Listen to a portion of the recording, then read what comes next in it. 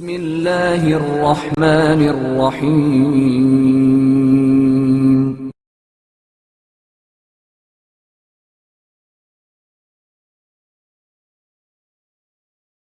عمرو ابن جنادہ بن کعب خزرجی، ان کے پدر علی وقار جنادہ بن کعب حملہ اولیٰ میں نصرت کرتے ہوئے شہید ہو چکے تھے، لیکن ان کی والدہ گرامی بحریہ بنت مسعود نے یہ سعادت بھی حاصل کرنا چاہی کہ اپنے کمسن بچے عمرو کو بھی راہ خدا میں فدیہ دیں، لہٰذا سلاح جنگ سے آراستہ کر کے خدمت امام حسین علیہ السلام میں اجازت جہاد کے لیے بھیجا۔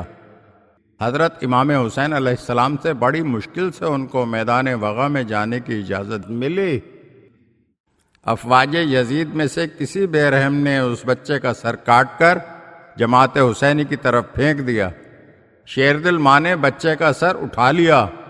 شاباش بیٹا، تو نے امام علیہ السلام پر نثار ہو کر میرا دل خوش اور میری آنکھوں کو خنک کیا۔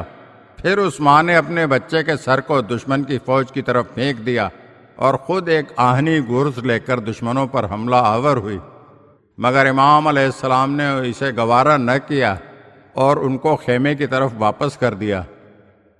حبیب ابن مظاہر اسدی عرب کے مشہور شہ سوار تھے، ابن کلبی کی روایت کے مطابق صحابی تھے اور رسول اللہ صلی اللہ علیہ وآلہ وسلم کی زیارت سے مشرف ہوئے تھے۔ شیخ طوسی نے انہیں اصحاب علی علیہ السلام، پھر اصحاب امام حسن علیہ السلام اور پھر اصحاب امام حسین علیہ السلام میں درج کیا ہے۔ حبیب ابن مظاہر میثم تمار اور رشید حجری کی طرح حضرت علی ابن ابی طالب علیہ السلام کے ان خصوصی صحابہ میں سے تھے جنہیں آپ علیہ السلام نے خاص طور سے علوم باطنی اور اسرار کی تعلیم دی تھی۔ کوفے میں حضرت مسلم ابن عقیل کی حمایت کی ہر طرح کی ذمہ داری کا وعدہ انہوں نے کیا تھا، اور وہ ہر قیمت پر نصرت امام حسین علیہ السلام کے لیے نہ صرف خود آمادہ تھے بلکہ دوسروں کو بھی نصرت کی ترغیب دے رہے تھے، اور آپ تمام رکاوٹوں کو دور کرتے ہوئے کربلا میں جماعت حسینی میں شامل ہو گئے۔ دشمنوں کی نصیحت اور ہدایت کرنے میں کوئی دقیقہ فراموش نہ کیا۔ 9 محرم کو جب حضرت امام حسین علیہ السلام نے حضرت عباس کو حملے کا مقصد دریافت کرنے کے لیے بھیجا تو ان کے ہمراہیوں میں من جملہ اور حضرات کے حبیب ابن مظاہر بھی تھے۔ حبیب ابن مظاہر ان بزرگوں میں سے تھے جن کا نفس ایسا تھا جس کا خدا نے تزکیہ کیا تھا اور ان کو صحیح راستے پر چلنے کی توفیق عطا کی تھی۔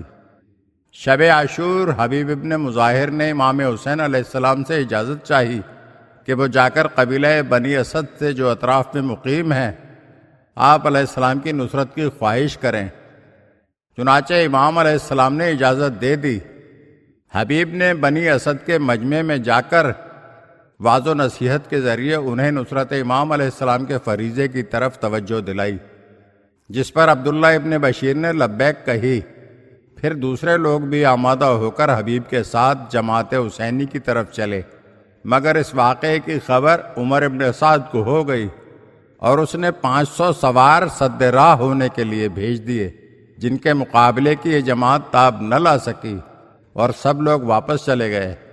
ناچار حبیب خدمت امام علیہ السلام میں تنہا واپس آئے۔ پھر جب امام علیہ السلام نے اپنی مختصر جماعت کو ترتیب دیا تو میسرہ کا سردار حبیب ابن مظاہر کو قرار دیا۔ حبیب نے سخت جنگ کی، یہاں تک کہ ایک تمیمی پہلوان نے جس کا نام بدیل ابن حریم تھا حبیب پر حملہ کیا۔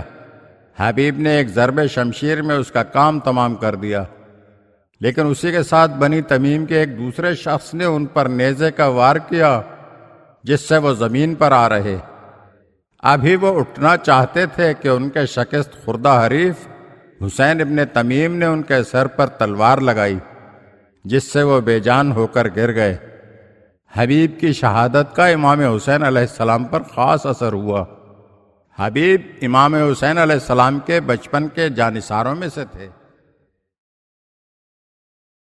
اگر آپ ہمارے چینل کی نئی ویڈیوز دیکھنا چاہتے ہیں تو ہمارے چینل کو سبسکرائب کریں اور گھنٹی کے بٹن کو دبائیے تاکہ ہر آنے والی ویڈیو آپ کو جلد موصول ہو سکے۔ اور ہاں، لائک اور شیئر ضرور کیجیے اور اپنے قیمتی کمنٹ سے ہمیں آگاہ کیجیے۔ شکریہ۔